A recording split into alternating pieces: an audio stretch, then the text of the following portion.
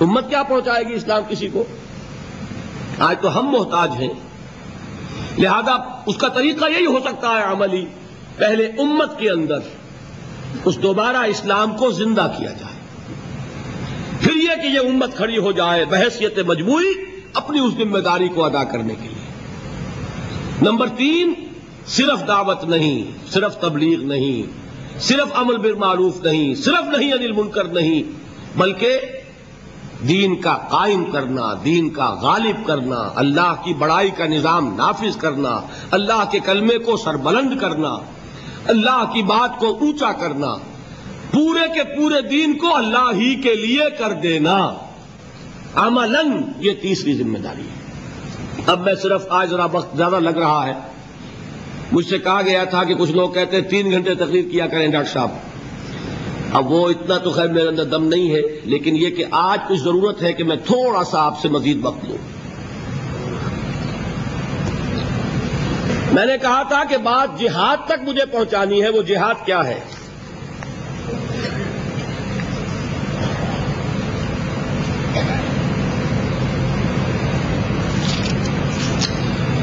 جہاد کا تعلق اس کے ساتھ یوں سمجھیے کہ ایک لفظ ہے جوہد اور ایک ہے جہاد، ان میں فرق کیا ہے پہلے یہ جان لیں۔ جوہد سے جہاد بنا ہے نا، جوہد ہے کوشش، اور دنیا میں ہر کوشش میں مقابلہ بھی ہوتا ہے۔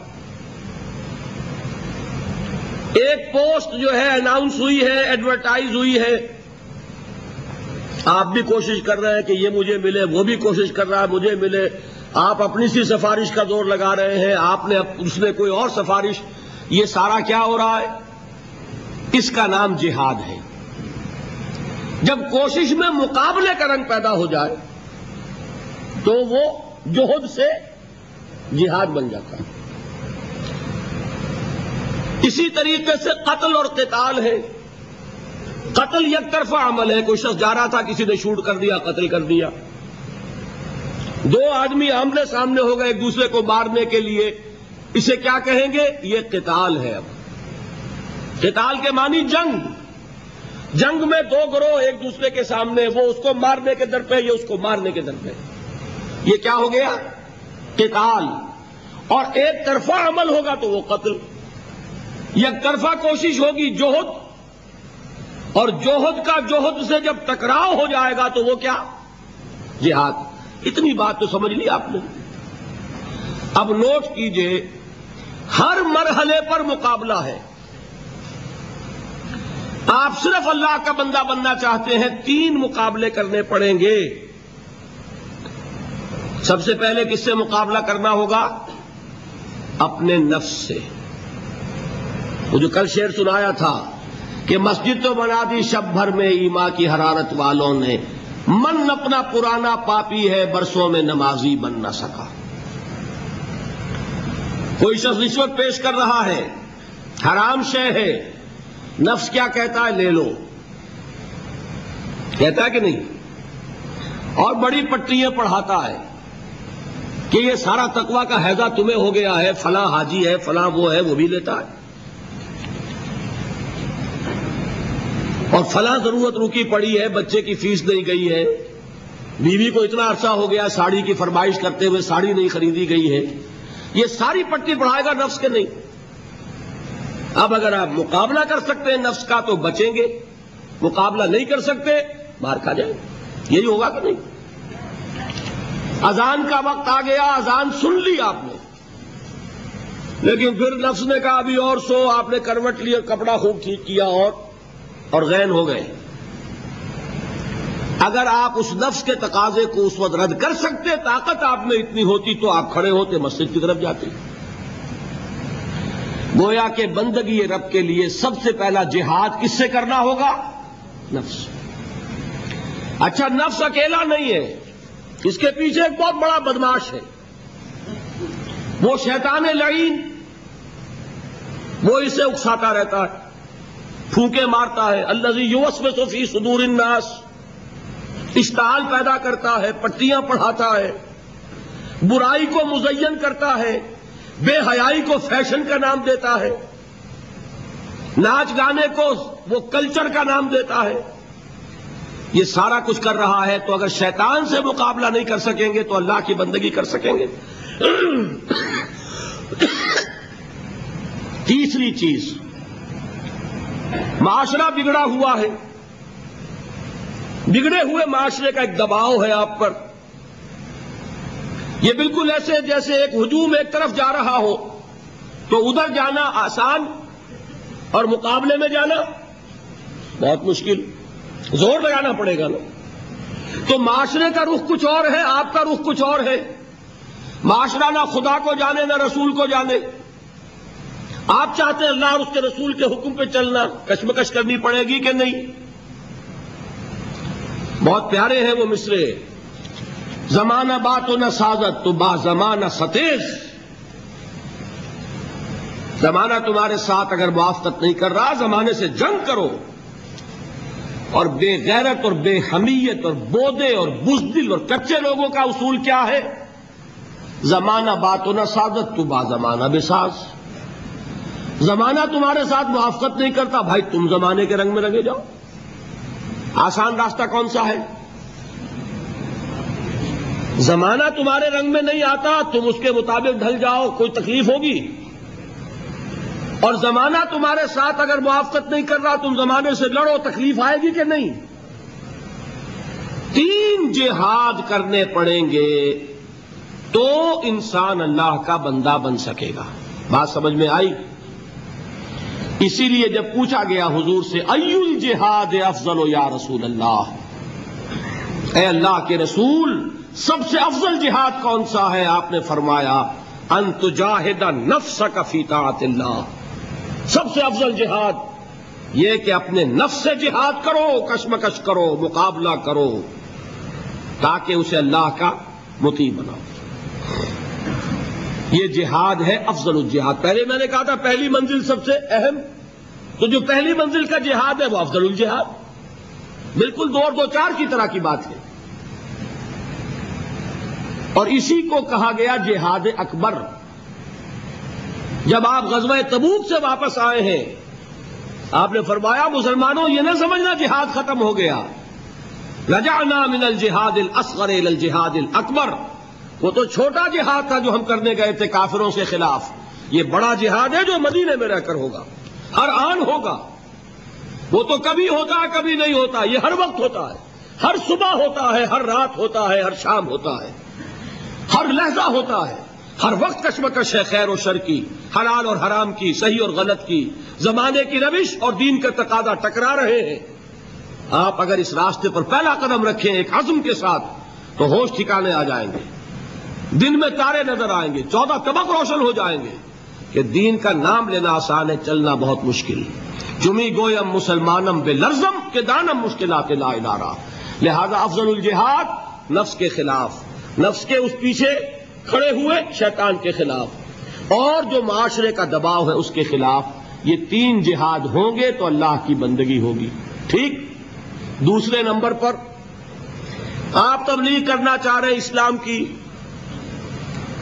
تو کوئی کسی اور نظام کا تبلیغ کرنے والا بھی ہے یا نہیں؟ آپ تبلیغ کر رہے ہیں توحید کی، تو کوئی شرک کا پرچارک بھی ہے یا نہیں؟ نوٹ کیجئے، محمد الرسول اللہ تبلیغ فرما رہے تھے توحید کی، تو ابو جہل کائے کی کر رہا تھا؟ مقابلہ تھا کہ نہیں؟ آپ کو کھلی فضا نہیں ملے گی کہ لوگ کہہ دیں لو جی اپنا قالین بچھا لو۔ وہ اپنا قالین بچھانے کے لیے آپ کو جگہ لینی پڑے گی۔ دوسرے بھی چاہتے ہیں کہ وہ اپنی دری بچھائے، کوئی چاہتا ہے وہ اپنی وہ صف بچھائے۔ اگر آپ کو بچھانی ہے تو آپ کو زور لگانا پڑے گا۔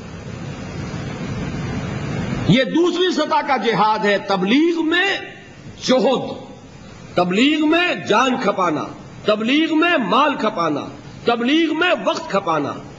جو جتنا میٹھا ڈالے گا اتنا ہی مٹھاس پیدا ہوگی۔ حق اس وقت تک جو ہے نہیں پھیلے گا جب تک کہ اس کے پھیلانے والے نہ ہوں۔ پھیلانے والے گھروں میں بیٹھے ہوں تو حق خود نہیں پھیلے گا۔ بات سمجھ میں آ رہی ہے؟ یہ ہے جہاد کی دوسری منزل، جہاد فی سبیل اللہ، اللہ کی راہ میں جہاد، اللہ کی دعوت، اللہ کی توحید کا پرچار، نبوت کے پیغام کی اشاعت، اللہ کی باتوں کو دلیل سے پیش کرنا، اللہ کی بات کو وعظ کی شکل میں پیش کرنا، اللہ کی بات کو تقریر میں پیش کرنا، اللہ کی بات کو مقالوں میں پیش کرنا، کتابوں میں پیش کرنا، رسالوں میں پیش کرنا، اللہ توفیق دے ٹیلی ویژن سے پیش کرنا۔ جو بھی ذرائع ابلاغ ہیں اگر ان سب پر آپ نہیں پیش کریں گے تو ان ذرائع ابلاغ پر شیطان کا قبضہ ہوگا اور آپ کی بات دب جائے گی، وہ بات پھیل جائے گی۔ اس کے لیے جان اور مال کھپے گی، یہ ہے جہاد کی دوسری منزل۔ اس کے لیے بڑی پیاری آیت ہے قرآن مجید میں سورہ فرقان میں، فَلَا تُطِعِ الْكَافِرِينَ وَجَاهِدْهُمْ بِهِ جِهَادًا كَبِيرًا۔ سورہ فرقان میں جہاد کا لفظ آیا، سورہ فرقان تو مکی ہے، ابھی قتال والا جہاد تو نہیں آیا نا، وہ کون سا جہاد ہے؟ اور بہی سے مراد قرآن۔ اے محمد آپ اس قرآن کے ذریعے سے جہاد کیجئے ان کے ساتھ، اور بہت بڑا جہاد کیجئے۔ یہ قرآن جو ہے شرک کی جڑ کاٹے گا، یہ قرآن الحاد کی جڑ کاٹے گا، یہ قرآن مادہ پرستی کی جڑیں کاٹے گا، یہ قرآن جو ہے یہ ہے در حقیقت آپ کی تلوار۔ تلوار کس سطح کی؟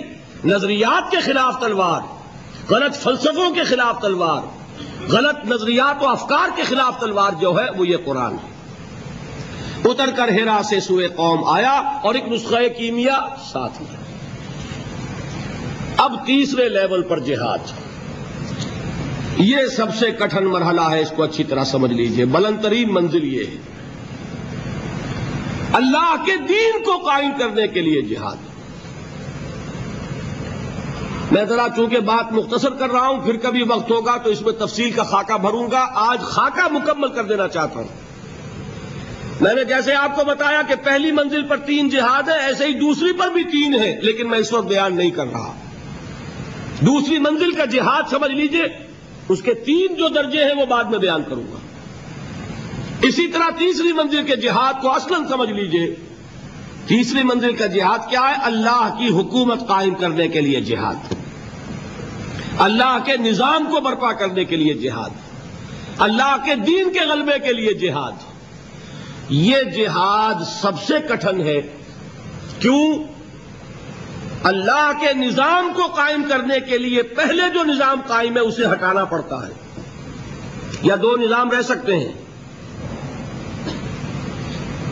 جو نظام قائم ہے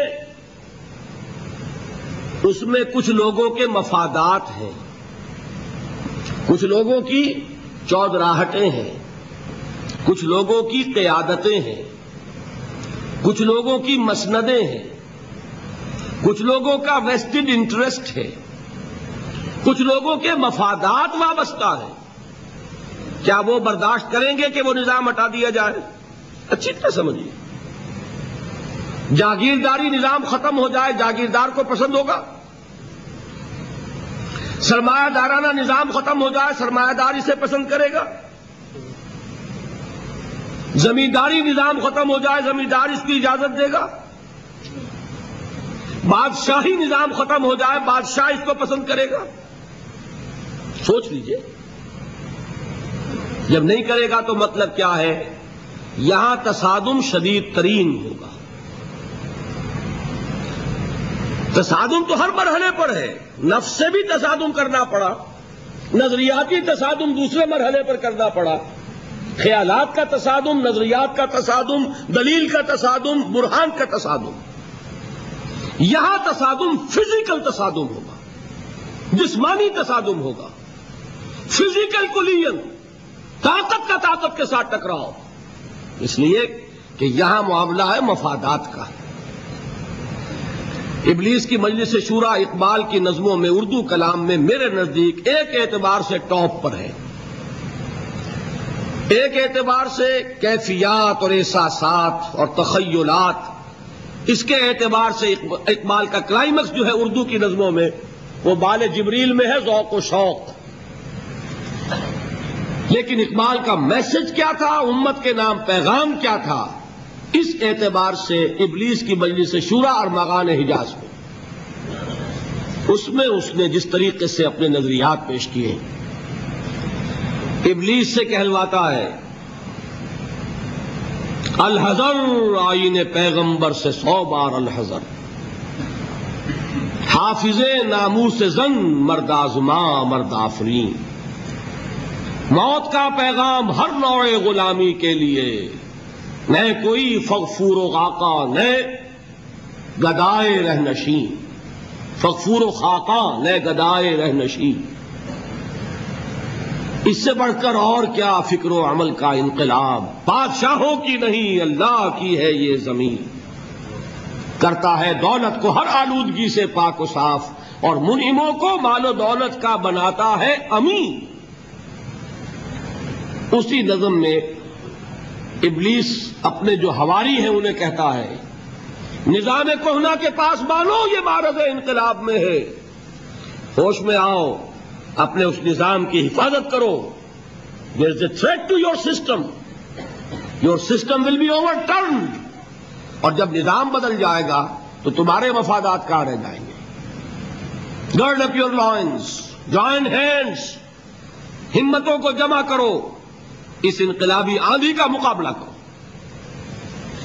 یہ وجہ ہے، نوٹ کیجئے، محمد صلی اللہ علیہ وسلم قریش کی آنکھوں کا تارا تھے۔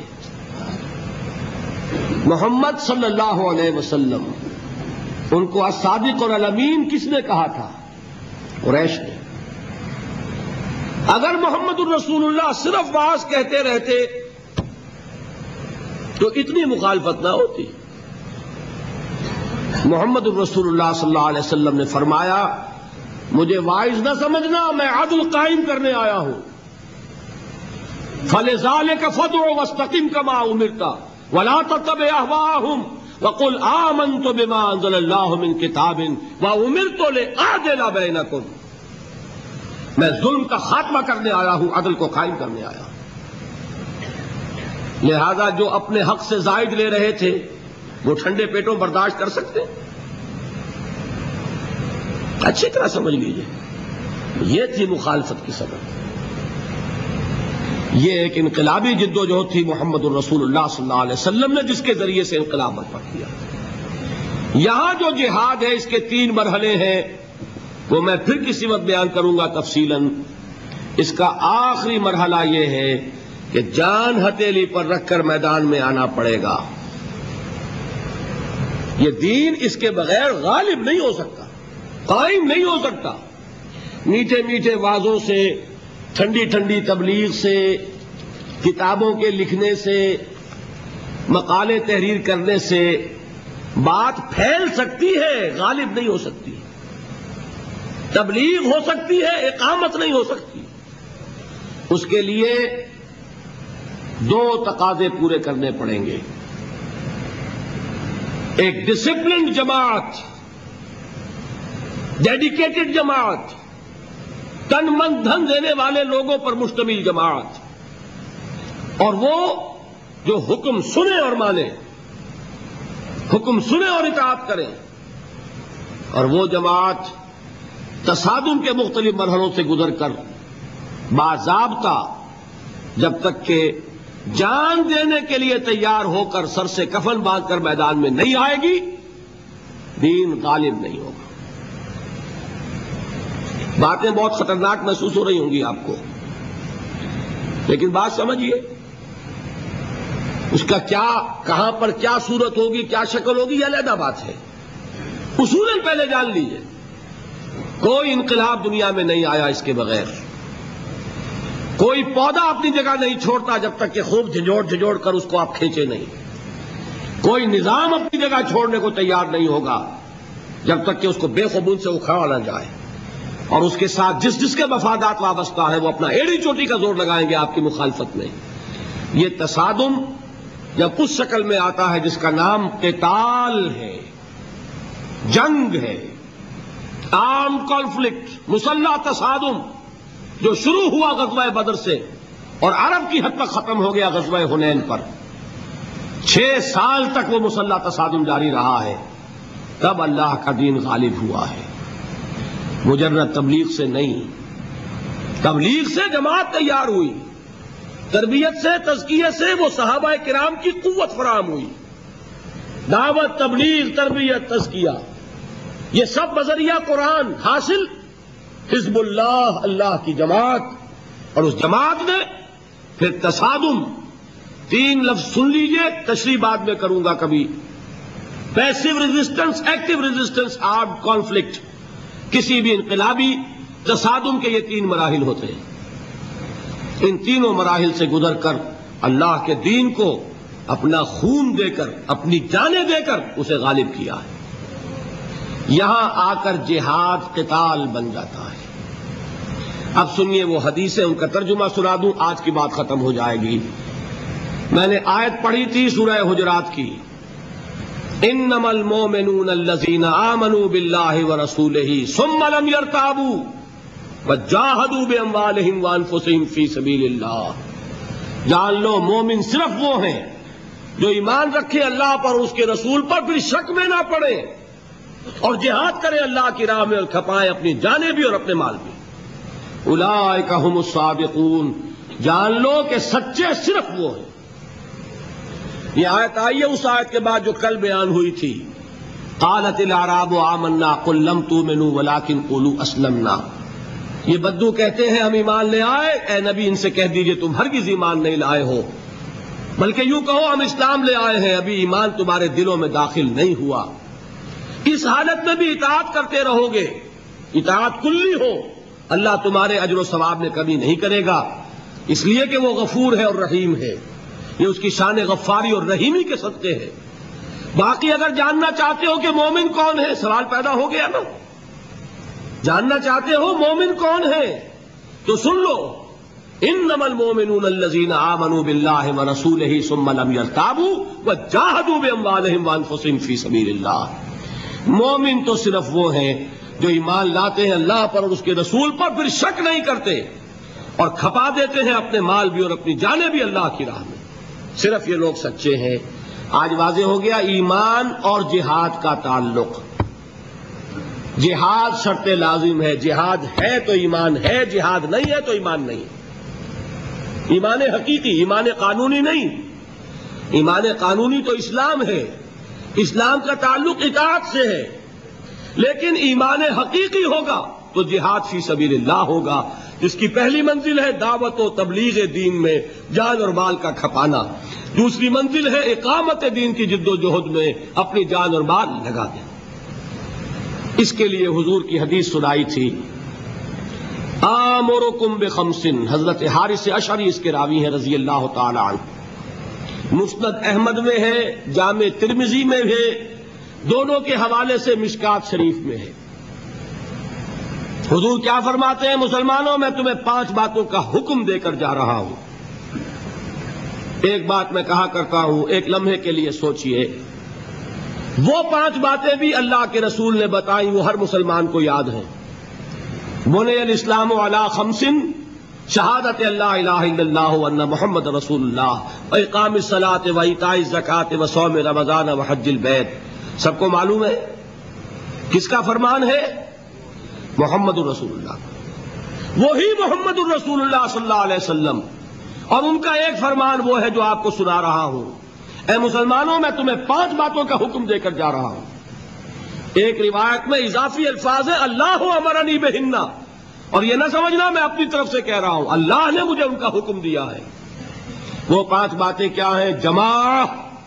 جماعت کی شکل میں رہو، سمع و طاعت، سنو اور اطاعت کرو، ہجرت و جہاد بالجماعت والسمع والطاعت والہجرت والجہاد فی سبیل اللہ.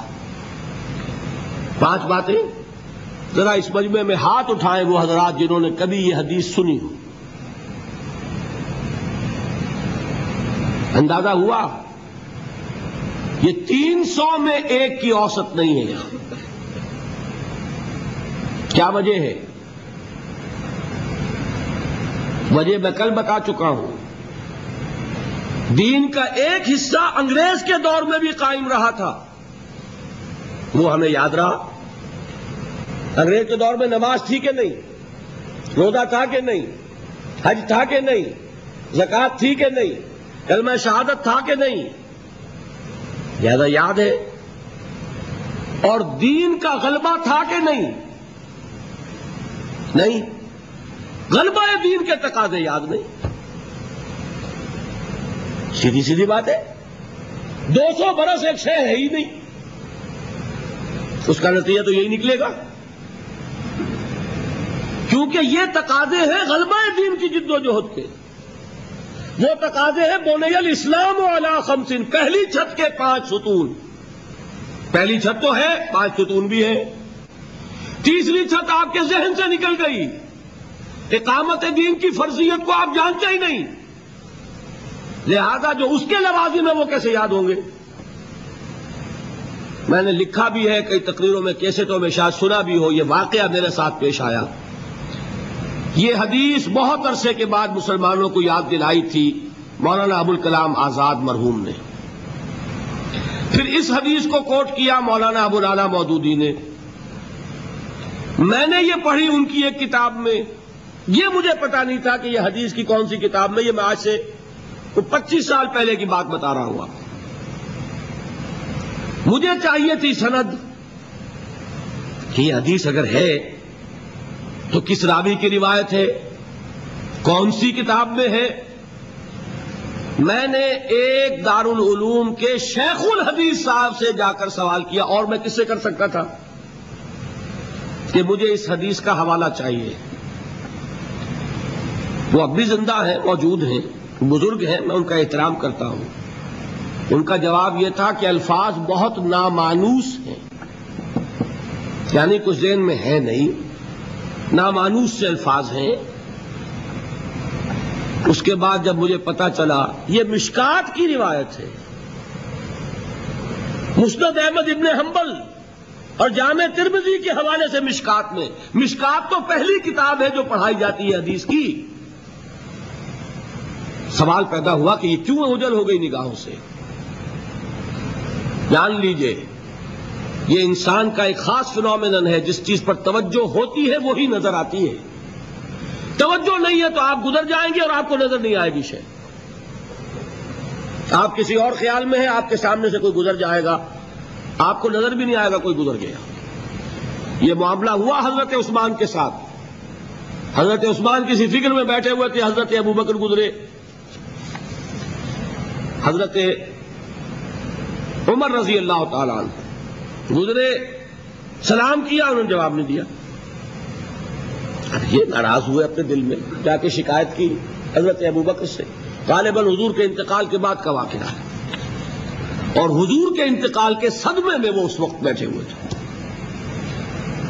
حضرت ابوبکر سے شکایت کی کہ عثمان کو میں نے سلام کیا، سلام کا جواب نہیں دیا. سلام کا جواب نہ دینے کا مطلب یہ ہے دوستی ختم، دشمنی شروع. سلام بڑی شے ہے یہ. تو انہوں نے بڑی بات محسوس ہوئی، وہ گئے، حضرت ابوبکر آئے. عثمان کیا معاملہ ہے؟ عمر نے سلام کیا تمہیں، تم نے جواب نہیں دیا. کہا کہ ہاشا و کلا، میں نے نہ سنا نہ میں نے دیکھا عمر کو گزرتے ہوئے یہاں سے. یہ کیا وجہ ہے؟ اس لیے کہ توجہ اس وقت کسی اور چیز پر تھی. آنکھیں کھلی ہیں لیکن آدمی نظر نہیں آتا، توجہ نہیں. آپ پڑھتے چلے جائیں گے، ہو سکتا ہے کہ کوئی چیز جو ہے 10 دفعہ آپ کی نگاہوں سے گزری ہو، آپ نے پڑھی نہیں. یہ معاملہ ہے، چونکہ یہ چیز ذہنوں سے اوجھل ہو چکی کہ دین کو قائم کرنا بھی فرض ہے، لہذا جو اس کے تقاضے ہیں وہ ذہن ان کو قبول ہی نہیں کرتا. الفاظ پڑھ لیتے ہیں، مفہوم کی طرف توجہ نہیں ہوتی. یہ تقاضے اقامت دین کے بالجماعت والسمع والطاعت والہجرت والجہاد فی سبیل اللہ. جماعت لازم، جماعت بھی ڈھیلی ڈھالی نہیں، 4 آنے کی ممبری والی نہیں، بلکہ بڑی مضبوط جماعت، ڈسپلن جماعت، سم و طاعت والی جماعت. Listen and obey. یہ ہم نے پڑھی تھی 10ویں جماعت میں ایک نظم، آپ نے بھی پڑھی ہوگی، charge of the light brigade. ایک لائٹ بریگیڈ رسالہ ہے، اسے حملے کا حکم دے دیا ہے کمانڈر نے. وہ 600 افراد تھے اس دستے میں.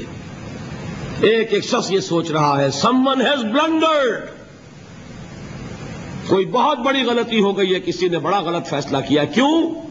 cannon to right of them, cannon to left of them, cannon in front of them, cannon behind them. داہنی طرف بھی توپ خانہ لگا ہوا ہے، بائیں طرف بھی توپ خانہ ہے، سامنے بھی توپ خانہ ہے، پیچھے بھی توپ خانہ ہے. اس حال میں رسالہ چارج کرے گا تو کیا ہوگا؟ خاتمہ. یہ سب کچھ نظر آ رہا ہے. someone has blundered. لیکن there's not to reason why, there's but to do and die. فوج میں یہ ہے ہی نہیں کہ آپ کوشچن کر سکیں کہ یہ حکم کیوں دیا گیا. You have to obey, do and die. جب تک ایسی جماعت نہ ہو انقلاب نہیں آتا. محمد الرسول اللہ نے کسی چیز کو بھی مجمل نہیں رکھا. بالجماعت والسمع والطاعت. جماعت، اور جماعت بھی کیسی؟ سمع و طاعت والی جماعت. Listen and obey. اور یہ جماعت کیا کرے گی؟ دو کام، ہجرت اور جہاد. ہجرت کیا ہے؟ آپ سمجھتے ہیں شاید صرف وطن کو چھوڑ دینا ہجرت ہے. حضور سے سنیے، پوچھا گیا ای الہجرت افضل یا رسول اللہ، اللہ کے رسول سب سے اعلیٰ ہجرت کون سی ہے؟ کیا جواب دیا؟ ان تہجر ما کرہ ربک، کہ ہر اس چیز کو چھوڑ دو جو تمہارے رب کو پسند نہیں ہے. حجر کے معنی تعلق ختم کرنا. ہر اس چیز کو چھوڑو جو تمہارے رب کو پسند نہیں. ہاں، اس کی نیت رکھو کہ اللہ کرے کہ وہ وقت آئے کہ خالص دین کے غلبے کی جد و جہد میں گھر بار، اہل و عیال، مال و متال اور اپنے وطن کو چھوڑ کر نکلنا پڑے. یہ ہجرت سب سے اونچی ہجرت ہو جائے. شروع کہاں سے ہوئی؟ رشوت لے رہے تھے، آج فیصلہ کیا نہیں لوں گا، ہجرت شروع ہو گئی. کوئی شخص شراب پیتا تھا، آج طے کر لے کہ اب نہیں، ہجرت شروع ہو گئی. جو اللہ کو پسند نہیں اس سے ترک تعلق. اور چوٹی کیا ہے؟ گھر بار، وطن، اہل و عیال، مال و منال سب کو چھوڑ کر نکل جانا، جیسے نکلے محمد کے دیوانے صلی اللہ علیہ وسلم. کیا ٹرکوں میں گھر بار کا سامان لے کر گئے تھے؟ اہل و عیال کو لے کر گئے تھے؟ تنہا تنہا. کس لیے؟ صرف اللہ کے دین کے غلبے کے لیے. جہاد کیا ہے وہ میں بیان کر چکا. افضل الجہاد کیا ہے؟ ان تجاہد نفسک فی طاعت اللہ. لیکن نیت چوٹی کی رکھنی ہوگی.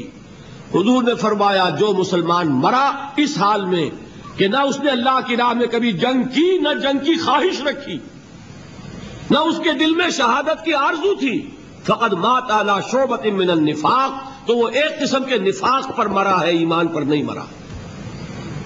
زیرو لیول نہیں، مائنس لیول، جو کل میں نے آپ کو بتایا تھا. نیت یہ رکھو کہ اللہ وہ وقت لائے کہ صرف اللہ کے دین کی غلبے کی جد و جہد میں جنگ کا وقت آئے اور ہماری گردن کٹے. یہ وہ آرزو ہے جو آرزو کی محمد رسول اللہ نے. لَوَدِدْتُ أَنْ أُقْتَلَ فِي سَبِيلِ اللَّهِ ثُمَّ أُحْيَا ثُمَّ أُقْتَلَ. میری بڑی خواہش ہے کہ میں اللہ کی راہ میں قتل ہو جاؤں، پھر مجھے زندہ کیا جائے، پھر قتل ہو جاؤں، پھر زندہ کیا جائے. یہ بار بار لذت مجھے حاصل ہو اللہ کی راہ میں گردن کٹوانے کی. یہ 5 چیزیں یاد ہو جائیں گی کہ نہیں؟ وہ 5 باتیں ہیں پہلی منزل کی. ویسے وہ ستون اوپر تک جائیں گے، لیکن یہ 5 چیزیں ہیں تیسری منزل کی. جماعت سموتات والی کرے گی کیا؟ ہجرت و جہاد. آمرکم بخمس، مسلمانوں میں تمہیں 5 باتوں کا حکم دیتا ہوں. اللہ امرنی بہن، اللہ نے مجھے اس کا حکم دیا ہے. بالجماعت والسمع والطاعت والہجرت والجہاد فی سبیل اللہ. دوسری حدیث کیا تھی؟ سادہ سی بات ہے. اسی جہاد کی آخری منزل میں نے بتایا نا، قتال. غزوہ احزاب کے موقع پر قتال ہو رہا تھا نا، طے ہوا کہ خندق کھودی جائے.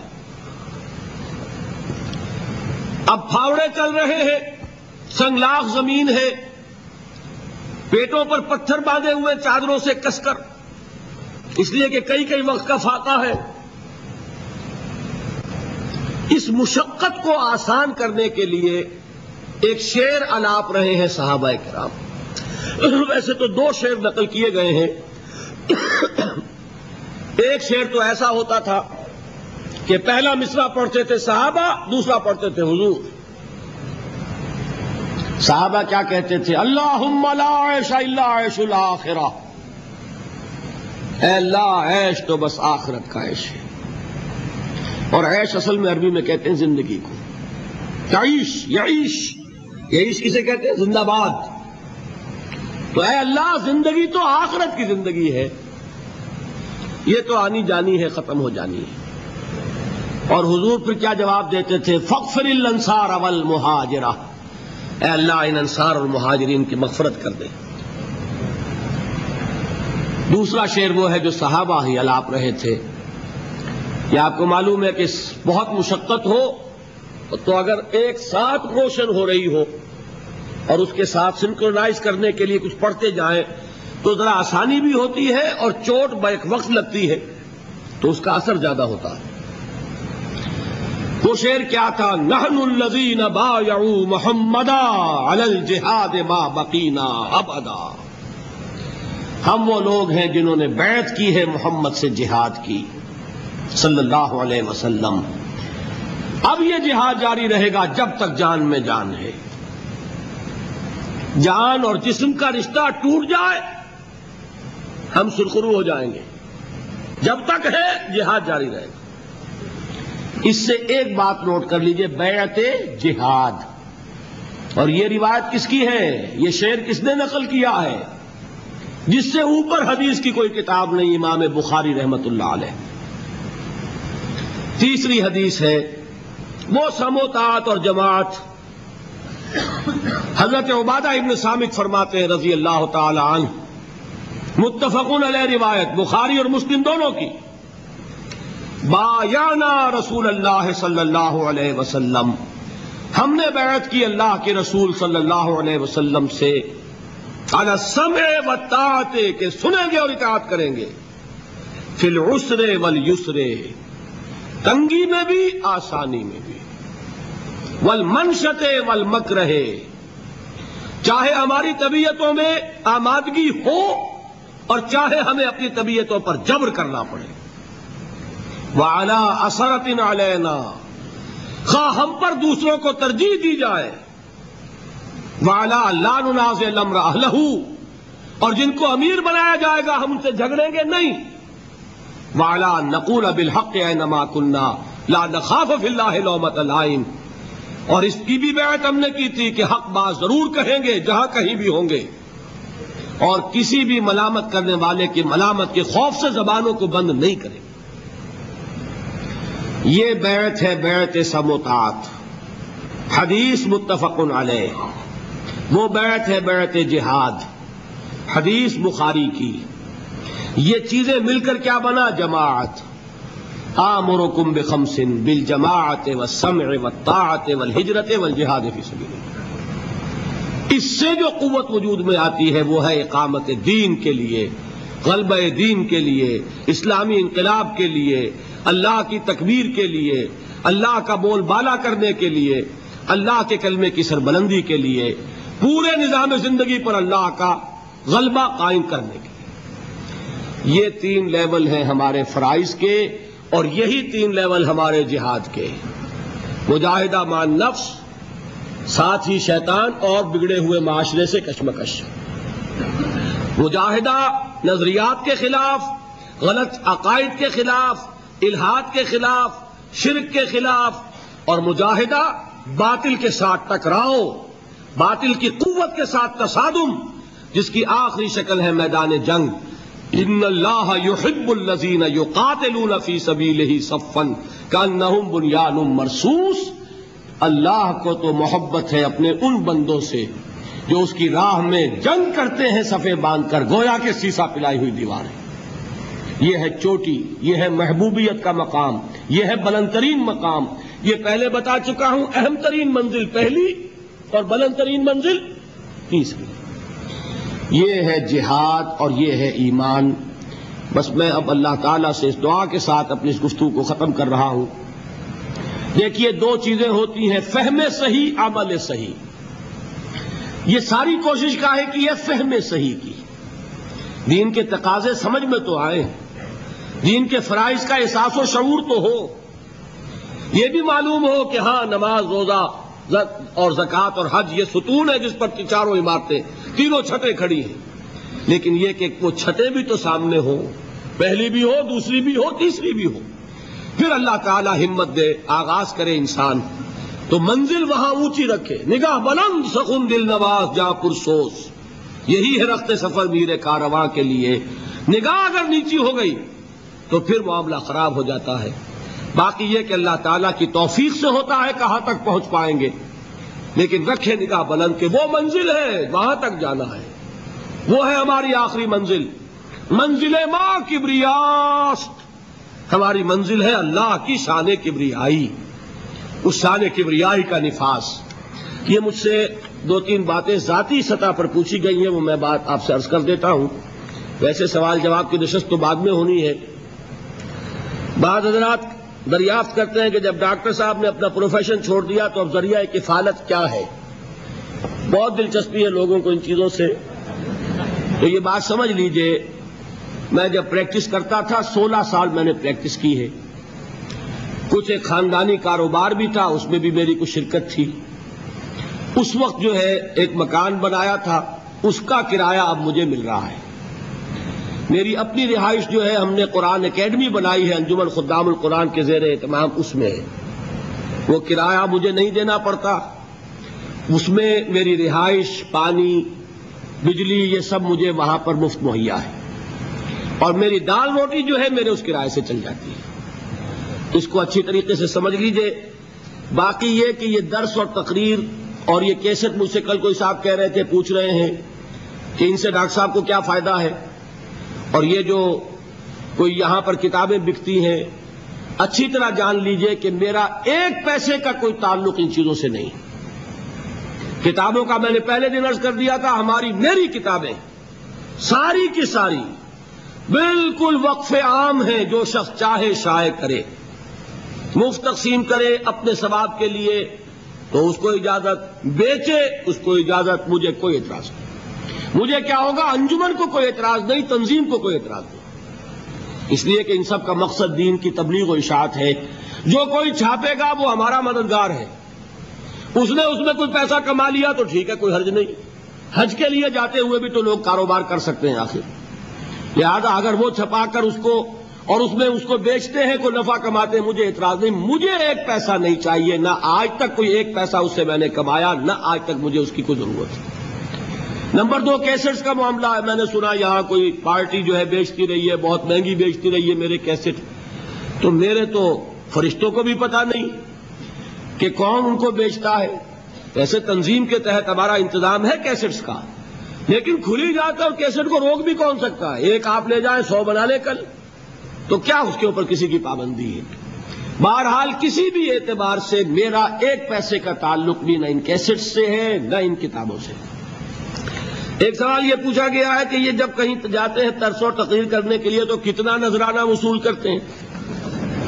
وہ یہ بیٹھے ہوئے، ان سے پوچھ لیجئے گا جب میں چلا جاؤں کہ کتنا نذرانہ پیش کیا ہے۔ یہ ضرور ہے کہ خرچہ، ٹکٹ جو بھی ہے وہ کرتے ہیں، مجھے ٹھہراتے ہیں، جو کھلاتے ہیں کھاتا ہوں، یہ ذمہ بھی ان کا ہے۔ باقی اس کے سوا ایک پیسے کا کوئی تعلق آج تک میرا نہیں۔ یہ ضرور ہے، میں بتا دوں، کہیں آپ کہیں کہ یہ جھوٹ کا ایلیمنٹ شامل ہو گیا، سرکاری ادارے ایسے ہیں، مثلا نیپا ہے، وہاں پہ لیکچرز کے کچھ ان کے اپنے مقرر ہیں کہ یہ مشاعرہ ہوتا ہے، جب بھی کہیں وہ لیکچرز کے لیے کسی کو بلاتے ہیں، وہ میں لیتا رہا ہوں۔ اسی طریقے سے ٹیلی ویژن کا معاملہ ہوا تھا، اس کا ایک معاوضہ، حالانکہ میری پیشکش یہ تھی، میں نے یہ کہا تھا کہ میں ایک پیسہ نہیں لینا چاہتا۔ انہوں نے کہا صاحب ہمارا قانون یہ، اس کے بغیر ہم کر نہیں سکتے پروگرام۔ میں نے کہا ٹھیک ہے، پھر مجھے پروگرام زیادہ عزیز ہے، تو مجھے اگر وہ آپ دے دیں گے مشاعرہ میں لے لوں گا، وہ میں نے لیا ہے۔ اس کے بعد پھر میں نے یہ کہا تھا، مئی سن 82 میں ضیاء صاحب کو خط لکھا تھا کہ یہ وقت بہت کم ہے، آدھا گھنٹہ ہے، یا تو اس کا 1 گھنٹہ کروائیے، اور یا یہ ہے کہ اس کو ہفتے میں 2 دن کروائیے۔ اور پھر اس خط کے اندر میں نے جو رجسٹرڈ بھیجا تھا اس میں یہ لکھا تھا کہ میں ایک پیسہ نہیں لینا چاہتا، مبادہ یہ خیال ہو کہ یہ جو ہفتے میں 1 ہوتا ہے تو جو پیسے ملتے ہیں 2 دفعہ ہوگا، تو ڈبل پیسے کے لیے شاید کہہ رہا ہے یہ۔ میں نے کہا میری پھر پیشکش یہ ہے کہ میں ایک پیسہ بھی نہیں لینا چاہتا۔ خیر وہ تو انہوں نے اسی کی جڑ کاٹ دی، 1 کی 2 وہ کیا کرتے ہیں، وہ آدھا گھنٹہ بھی نہیں رہا، وہ 1 کا تو سوال ہی نہیں۔ بہرحال ان چیزوں میں ریڈیو ٹاک ہے، ٹیلی ویژن اپیئرنس ہے، یا اسی طریقے سے سرکاری اداروں میں میرا جانا، اس کا کچھ معاوضہ جو ان کے ریٹس ہیں وہ مجھے ملتا رہا ہے۔ باقی یہ کہ آج تک اللہ کا شکر ہے ایک پیسہ کسی عوامی تقریر کا، کسی درس کا، کسی جگہ پر جا کر واعظ کہنے کا میں نے وصول نہیں کیا، اور نہ اس کا کوئی ریٹ ہے اور نہ اس کے کوئی ہمارے ہاں کوئی اس کا سلسلہ ہے۔ یہ اچھی طرح سمجھ لیں۔ کیا کتب اور کیسٹوں کو ان کی کوئی رائلٹی ملتی ہے وہ میں بیان کر چکا ہوں، میری ایک پیسے کی رائلٹی نہیں ہے۔ اور جو شخص چاہے، اگر کوئی شخص فرض کیجئے کہ کیسٹ 8 درہم کا بیچے گا تو میرا کیا بگڑتا ہے؟ بھائی میری بات تو اس نے پہنچا دی نا، میرے ساتھ تو وہ تعاون ہی کر رہا ہے، باقی اس میں اس نے پیسے اگر کما لیے اپنے لیے کما لیے، اس میں میرا حصہ کوئی نہیں۔ باقی ہم جو کچھ کرتے ہیں تنظیم کے تحت کیسٹوں وغیرہ کا معاملہ، اس میں کچھ مارجن رکھتے ہیں، لیکن وہ تنظیم کا، اس لیے کہ اس کے ماسٹر کیسٹس رکھنے پڑتے ہیں، اس کے لیے مشین لی گئی ہے، یہ ساری چیزیں جو ہے اس کے لیے تنظیم کو کوئی بچت ہو تو ہو، اس کا کوئی تعلق میری ذات کے ساتھ نہیں۔ یہ وضاحتیں اصل میں کچھ ضروری تھی، اس لیے کہ شیطان جو ہے، یہ آج ہی میں نے بتایا بڑا بدماش ہے، وہ جسے اللہ نے چھٹی دے رکھی ہے قیامت تک کے لیے، اور اس کا حال یہ ہے کہ قرآن مجید میں کہا گیا ہے کہ وہ تم پر وہاں سے حملہ آور ہوتا ہے جہاں سے تمہیں گمان بھی نہیں ہوتا۔ اِنَّهُ يَرَاكُمْ هُوَ وَقَبِيلُهُ مِنْ حَيْثُ لَا تَرَوْنَهُمْ۔ پھر یہ کہ حضور نے فرمایا کہ اِنَّ الشَّيْطَانَ يَجْرِي مِنَ الْإِنسَانِ مَجْرَى الدَّمِ، شیطان انسان کے خون میں سرایت کر جاتا ہے۔ کوئی خلیہ ہمارا کوئی سیل ہے جہاں خون نہ پہنچے، خون نہیں پہنچے گا وہ سیل ڈیڈ ہو جائے گا۔ اسی طریقے سے یہ شیطان جو ہے انسانی وجود میں سرایت کر جاتا ہے۔ تیسری بات یہ ہے کہ شیطان صاحب کو اپنا وقت جو ہے کسی ڈانسنگ ہال میں لگانے کی ضرورت نہیں، وہاں تو اس کا کام خود ہی ہو رہا ہے، اسے ساری توجہ کرنی پڑتی ہے ان کاموں پر۔ اسے چیلنج محسوس ہوگا تو یہاں سے ہوگا کہ یہاں سے میری جڑ کاٹی جا رہی ہے، وہاں تو اس کے چیلے چاٹے خود لگے ہوئے ہیں، اس کو کوئی ضرورت وہاں جانے کی نہیں ہے، ساری توجہ اس کی یہاں ہوتی ہے، لہذا وہ پھونکے مارتا ہے کانوں میں۔ آئے ہیں تو لازماً کو بڑی رقم لے کے جائیں گے اور کوئی بڑا نذرانہ ہوگا اور یہ ہوگا اور وہ ہوگا۔ بہرحال یہ ضرور ہے، میں آپ کے سامنے اعتراف کرتا ہوں کہ یہاں کے ایک بڑے ہوٹل میں مجھے انہوں نے ٹھہرایا ہے، یہ انہوں نے اپنا پریسٹیج ایشو بنا لیا، مجھے وہ جگہ پسند نہیں ہے، لیکن بہرحال جو خرچہ ہے وہ ان کا ہے، اور جہاں انہوں نے ٹھہرایا وہاں میں ٹھہر گیا ہوں۔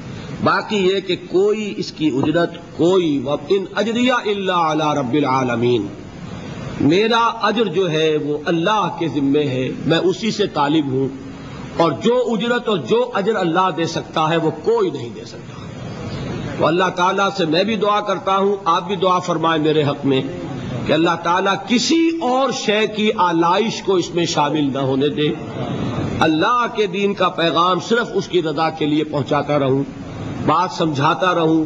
باقی یہ کہ یہ جان لیجئے، آپ بڑے خوش ہو رہے ہوں گے کہ ہمارے پاس بڑا فہم اور بڑی سمجھ دین کی جو ہے جمع ہو رہی ہے، لیکن جتنی یہ جمع ہو رہی ہے اتنی ہی مسئولیت زیادہ ہو رہی ہے، جواب دہی اللہ کے ہاں 10 گنا زیادہ ہو جائے گی 10 دن بعد۔